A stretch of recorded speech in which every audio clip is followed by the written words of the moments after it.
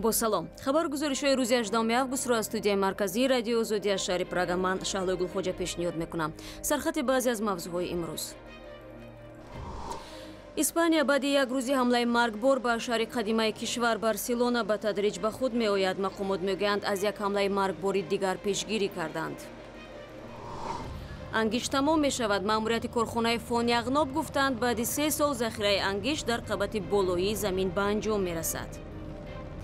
خیر تو بو هستی آدمی که مثال خیر کار وزبین کار همیشه وزبین است همیشه وزبینو خیر بابای کار دانستن در کار فهم نکار.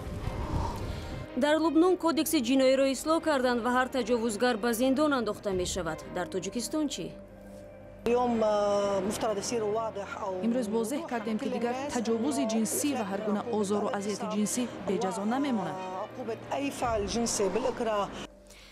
بعد یک روزی حمله مرگبار در مرکز شهر بارسلونا اسپانیا مردم به این محلی محبوب برای سیاحان برگشتند. روز 17 август در اینجا یک راننده ماشین را برای مردم راند و 10 نفر را کشته و زخمی کرد. نیروهای انتظامی اسپانیا گفتند با گذشت چند ساعت از این حادثه توانستند از یک حمله دیگری تروریستی جلوگیری کنند. پلیس اسپانیا خبر داد که از حمله دوم بر رهگذران در شهر کامبریل در جنوب و غرب بارسلونا جلوگیری کرد. در اینجا نیروهای امنیتی 5 نفری متهم به حمله مرگطلبانه را نابود کردند. گفته میشد حملگران کمربند انتحاری داشتند. آنها نیز قبل از کشته شدن با یک مسافربر خرد رهگذران را زدند و 7 نفر از جمله یک پلیس را زخمی کردند. روز 17 август در حمله با یک مسافربر خرد بر رهگذران در خیابان رمله 13 تن کشته و 100 نفر مجروح شدند. به نقل شاهدان راننده ماشین را به هر سمت میراند تا مردم بیشتر را پخش کند. ماشین بعد نیم کیلومتری حرکت به مانع برخورد و راننده فرار کرد. پلیس به جستجوی او ادامه میدهد. مسئولیت حمله مرگبار را گروه تندروی به نام دولت اسلامی بر دوش گرفت. مریان رخای نخست وزیر اسپانیا گفت تمام کشور از این جنایت وحشت زده شده است.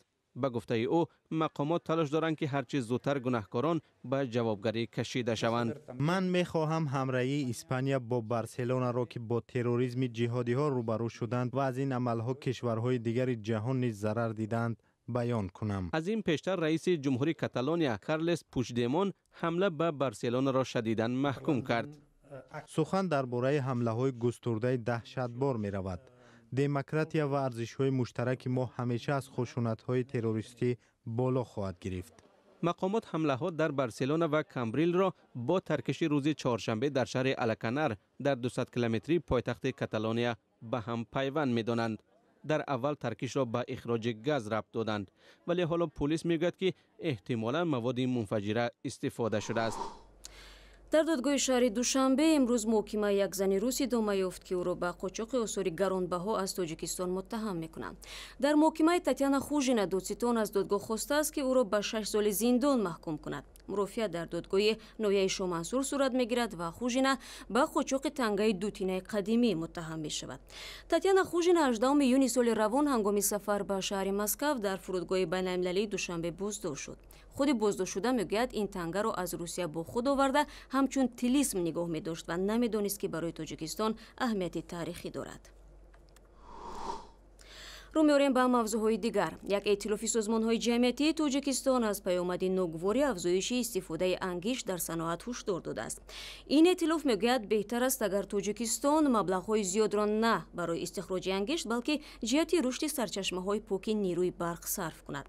در تاجیکستان که نفت و گاز ندارد استفاده از انگیش که هوا را زیاد آلوده می‌کند رواج می‌یابد. همکاران ما موضوع را ادامه می‌دهند. مأموریت کلانترین کان انگیش در تاجیکستان شخته فون یغناب نیت دارد از سال آینده استخراج انگیش را از طریق شخته یعنی زیر زمینی براهماند، زیرا به قول آنها بعد 3 سال ذخیره انگیش در روی زمین به انجام می رسد. ما در کان انگشت فون یغناب قرار داریم که این یکی از کلانترین کانهای انگشت در آسیا مرکزی به حساب می رود که حدود 60% تامینات انگشت تاجیکستان محض از همین کان تامین کرده می شود و باید گفت که در این جایی که ما قرار داریم نخست کارهای ترکیشی انجام داده شده و بعدا انگشت از دیگر قبضهای کوه جدا کرده می شود. از روی نشانداد آمار نیم ساله اول سال روان حدود 60% انگشت فان یغناب به مرکز برق و گرمدهی دوشنبه و باقی مانده اش به کارخانه‌های عظیم صنعتی تاجیکستان به مثل تالکو، تاجیک سمنت و به گرمکنی منزل ساکنان در سردی استفاده شده است. تالکو قبلا برای کارکرد آلومینی از گاز استفاده می برد و از سال 2012 بعد قطع شدن انتقال آن از ازبکستان به انگشت گذشت. مرکز برق و گرمدهی شهر دوشنبه از سال 2015 به فعالیت آغاز کرد و از روزهای اول ساکنان پایتخت را اساساً به حساب انگشت با گرمی تامین می کند. حالا نرخ یک تن انگشت خاکر در کارخانه فان یغناب تا 200 و انگشت نو اصلی یا جاله 280 سومانی نرخ دارد. در اینجا انگشتی که از کان استخراج می شود و دو قسمت جدا کرده می شود، و قسمت خاکر و قسمت انگشت مخصوص. قسمت انگشت مخصوص یعنی که انگشت جاله آن به کارخانه آلومینی تالکو فرستاده می شود و این قسمت خاکی آن باشد و مرکز برق و گرمدهی رقم شهر دوشنبه فرستاده می شود. موافق اساسنامه‌کنی اقتصادی در تاجیکستان اگر از 5 کوب کارهای قبض‌گشایی گذرانده 1 تن انگشت استخراج شود علیه آن ضرر آور به حساب می رود. با گفته مسئولین کان قسمت شرقی فان یغناب حدود 2-3 میلیون تن ذخیره دیگری دارد که به طرز کشاد آن را استخراج نمودن ممکن است. یعنی که سرحد فایده‌ناک کارهای قبض‌گشایی علیه با آخر میرسد برای اون که نرخ انگشت یک نمود بازداشته شود. مقامات میگویند منطقه انتخاب شده برای استخراج زیرزمینی انگشت دارای 3 میلیون تن ذخیره انگشت بوده دوام 14 سال باید استخراج می شود. در نظر است که کارهای استخراج زیرزمینی انگشت در کان فان یغناب از سال آینده شروع شود. کان فان یغناب در عموم دارای ذخیره قریب 1.5 میلیارد تن انگشت می باشد. کارهای استخراج کان از سال 1936 شروع شده است و سالانه بیشتر از 600,000 تن انگشت نوی کوکس استخراج می شود. سال گذشته در تاجیکستان 1,200,000 تن انگشت استخراج شده است.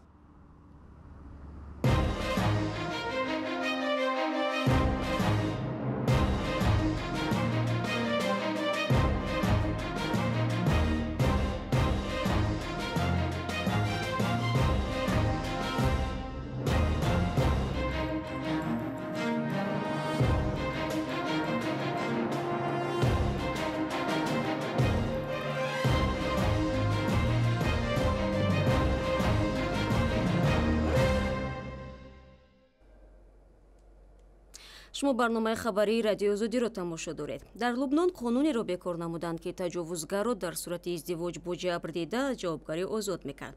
از این پیشتر همین گونه بندی سبک کننده در قانون را در اردن و تونس نیز لغو کرده بودند. سازمان‌های حقوق بشر میگویند وجود چنین معیار در قانون زمینه را برای افزایش زورآوری شهوانی نسبت زنان فراهم می‌سازد.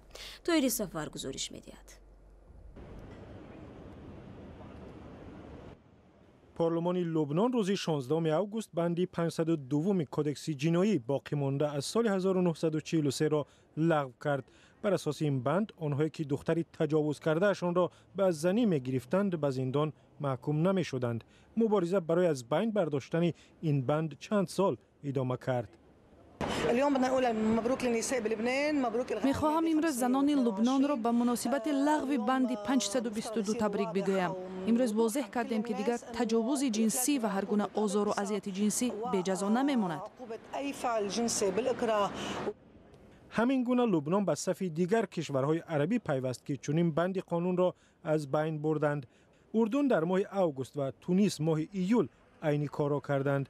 عین زمان به گفته حامیان حقوق در بحرین و عراق، کویت، سوریه، لیبی، الجزایر، فیلیپین و حتی در تاجیکستان در صورت پس گرفتن شکایت از تجاوزگر و ازدواج با قربانی او به زندان نمی رود.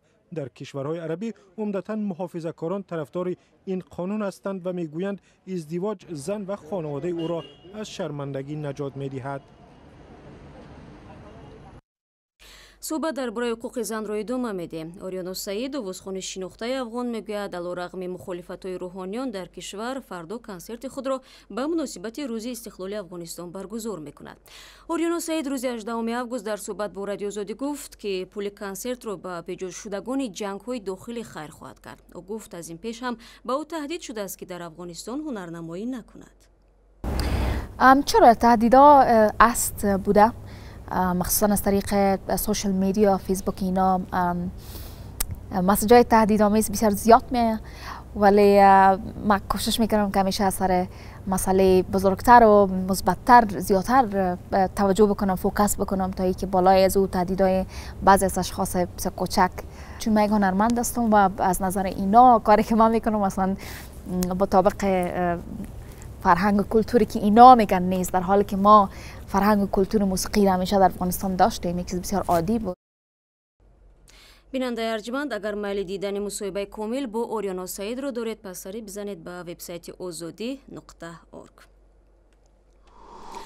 وزنبرداری معروفی توجیک تولی خولنظرов که 5 سال اخیر ورزشکاران معلول امارات متحده عرب رو تمرین میدهد فعلا با دسته منتخب این کشور به دوشنبه آمده است. همکار ما نرزلوی لطیف با استفاده از فرصت با این وزنبرداری شناخته توجیک صحبت کرد. اینک ما هر سال با دولت چخیا با جامعه تعلیمی ورزشی می رفتیم قبل از مسابقه های بین المللی. امسال باید خلاصه آمدیم که به تاجیکستان بیاییم. هوا اینجا خوبتر است.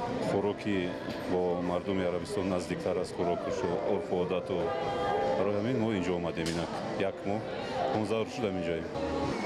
برای آنکه ورزشکاران تاجیک هم موفق شوند و در بازی‌های پارالیمپی شرکت کرده صاحب مدال ها شوند چی باید کرد؟ خیلی کاری بسیار رو باید انجام داد. اول توجه، اول یک بغیر از دستگیری مالی، یک دستگیری روحی، دستگیری یک که آنها هم یک قسمی جمعیت ما هستند و هم بازیگر هستند. مثلا وقتی که ما مدال المپی رو با مدال پارالیمپی مقایسه میکنیم یگان فرقی ندارند. به فکر من مدال المپی پارالیمپی خیلی گرانتر و پرارزشتر است. همچنین با شاگردان خود از تاجیکستان هم کار میبرید؟ بله، من رابطه رو هنوز نکنده بودم، از اول کار میبرم. مشکلی است که میتونم تو در یک سال 2-3 بار اینجا بیام در رخصتی. از همین شرایط استفاده میبریم. اینک باز یک ماه دیگر رخصتی هم رو دوام دادم با بهانه مثلا این ماه تعلیمی و ورزشی.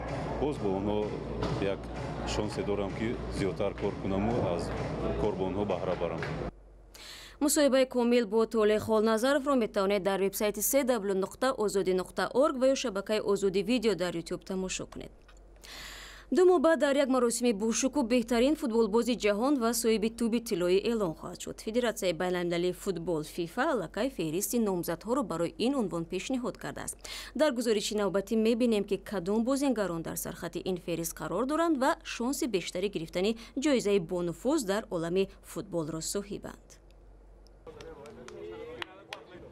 کریستیانو رونالدو فوتبالباز معروف پرتغالی و بازیگری دسته ریال مادرید و لیونل مسی رقیب معروف او از دسته بارسلونا و بازیگری آرژانتینی امسال هم برای به دست آوردن عنوان بهترین فوتبالباز جهان رقابت میکنند. هر دو فوتبالباز که در یک 10 ساله گذشته اکثرا در آزمون‌های جهانی در صدر جدول‌ها قرار داشتند، امسال هم در فهرست 24 فوتبالباز قرار دارند که فیفا آنها را به عنوان بهترین بازیگر پیشنهاد کرده است. کریستیانو رونالدو امسال دستاوردهای خوب در دسته ریال مادرید داشت، ولی لیونل مسی هم پس نآمد و با زدن گل 500 در بارسلونا از رونالدو پیش گذشت. فوتبالبازان معروف دیگر به مثل نیمار، ابراهیموویچ، بوفون نیز در این فهرست هستند.